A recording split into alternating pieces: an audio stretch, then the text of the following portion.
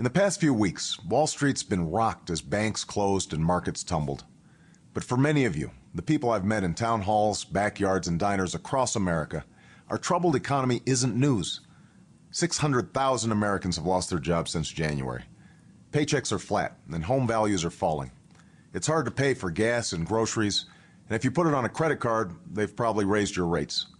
You're paying more than ever for health insurance that covers less and less.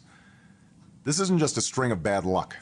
The truth is that while you've been living up to your responsibilities, Washington has not. That's why we need change. Real change. This is no ordinary time, and it shouldn't be an ordinary election. But much of this campaign's been consumed by petty attacks and distractions that have nothing to do with you or how we get America back on track. Here's what I believe we need to do.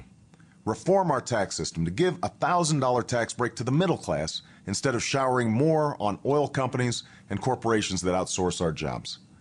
End the anything goes culture on Wall Street with real regulation that protects your investments and pensions. Fast track a plan for energy made in America that will free us from our dependence on Mideast oil in 10 years and put millions of Americans to work.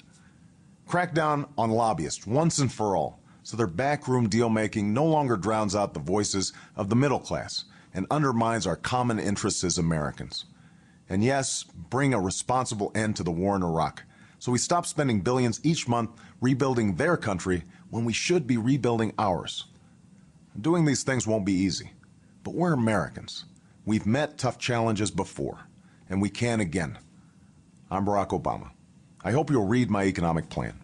I approve this message because bitter partisan fights and outworn ideas of the left and the right won't solve the problems we face today, but a new spirit of unity and shared responsibility will.